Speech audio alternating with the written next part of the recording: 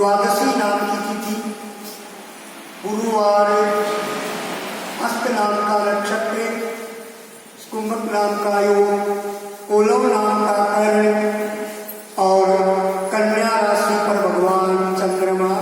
इस प्रकार से पंचांग श्रवणारंभ। तो आज 12 नवंबर गुरुवार सायंकाल में 6:31 उपरांत धनवंतरी जयंती, ये धन त्रयोदशी है और इसमें धनलक्ष्मी का पूजन सायंकाल की वेला में और आज से ही यम पंचक आरंभ होता है।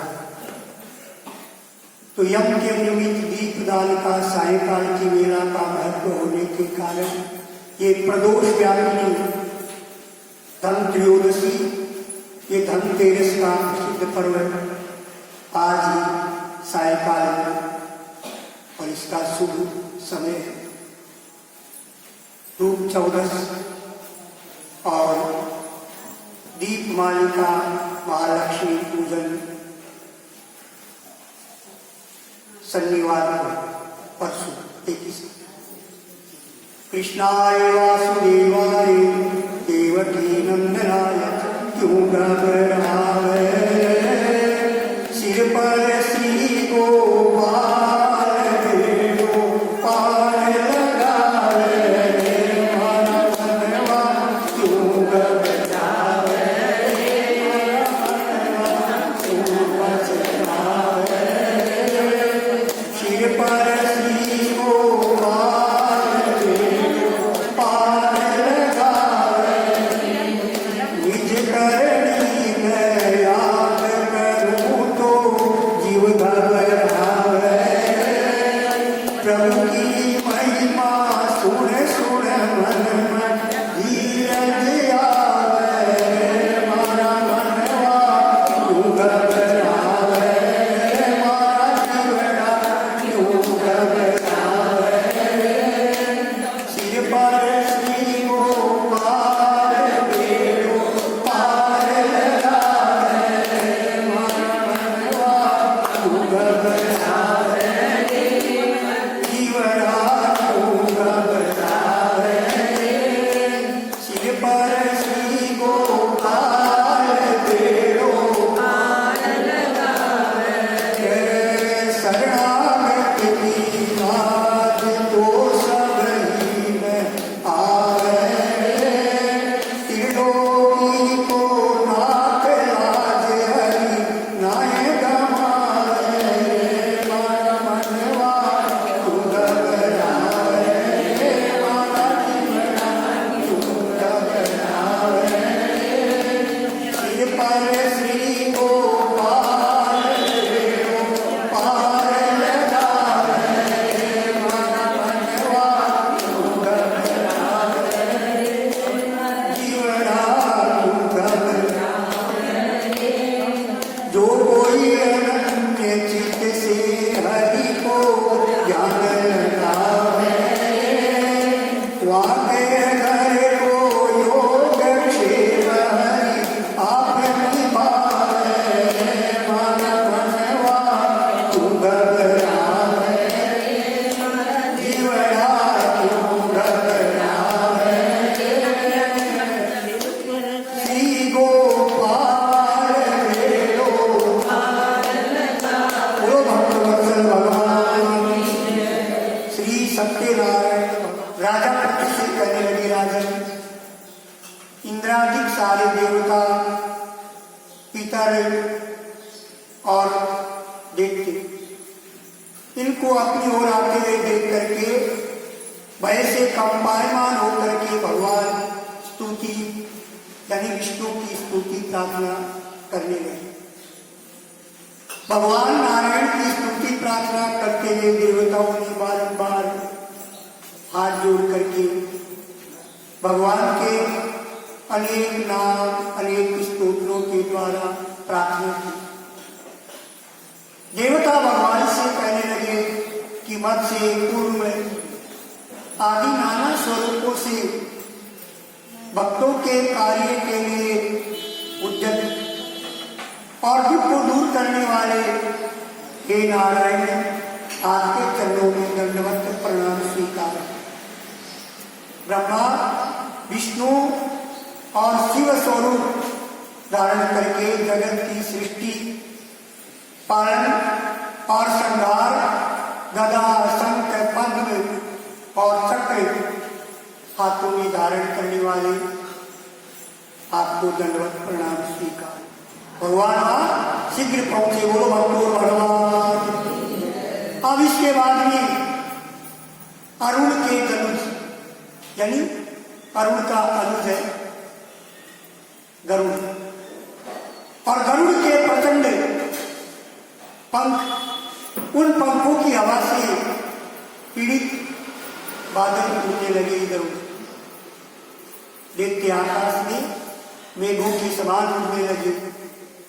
और उसके बाद जलंधर दैत्यों को पवन से पीड़ित देखा, देख करके क्रोध में आकर के आकाश में उछला और विष्णु के समीप में गया। ततो दैत्यम समुत्पत्ते गदा पारिस्वरान्विता आहत्ते गरुड़ं मूर्धनि पातियामास भूतनि। विष्णु के समीप में उछल करके जा पहुंचा और बाणों से आकाश को चारों तरफ ढक दिया। बाण पूरित करते हुए भगवान और दैत्यों में आपस में बड़ा वालीमान हुआ।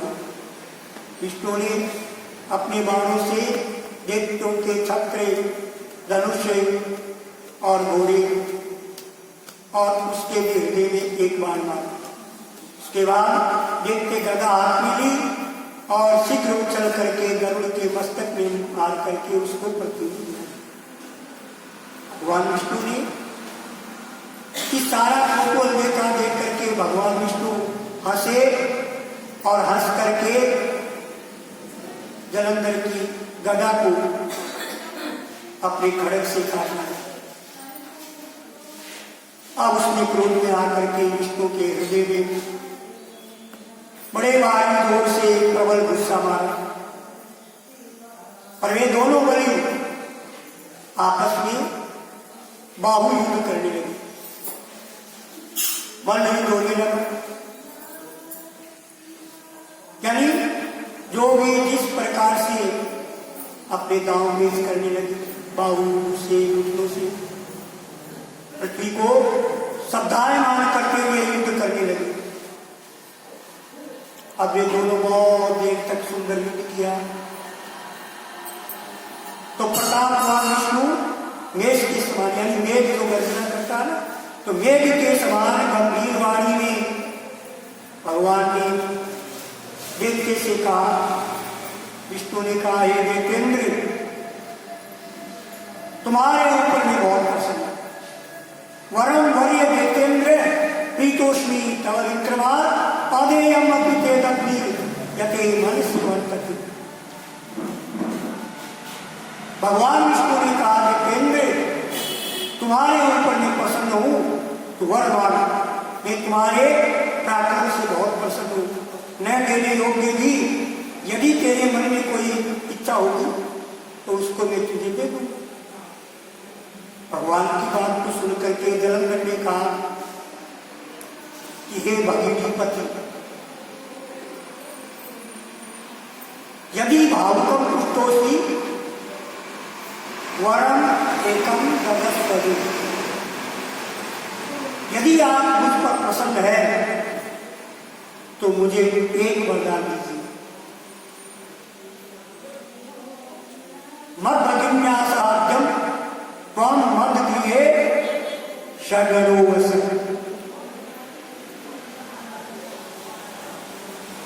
जलंधर ने भगवान से यही वर मांगा कि अब से आप मेरी बहन के सहित अर्थात लक्ष्मी और अपने गणों के समेत मेरे घर में वास करें। नारदोवाच तथे कृत्वा स भगवान सर्वदेव गणेशः तदा जलंधरः पूर्वं ब्रह्मगद्या मया सह। नारद जी बता रहे राजा पृथु से, राजन भगवान ने जलंधर की बात को सुन करके तथास्तु जलंधर को तथास्तु कह करके भगवान सारे देवता और लक्ष्मी के सहित जलंधर के नगर को गए।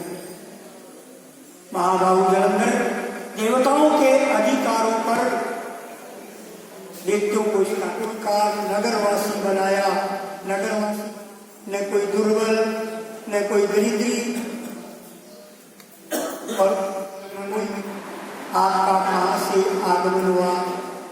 हे प्रभु, आपने कहीं कुछ देखा है क्या जिसके लिए आप यहाँ कोई बात नहीं करके आए? मुझे आज्ञा दीजिए, क्या बात है? नारद जी बता रहे राजा पृथु से, राजन जलंधर के द्वारा पूछे जाने पर नारद जी ने और जलंधर को जो कथा का प्रसंग कह करके बताया, वह प्रसंग कल की कथा में आया।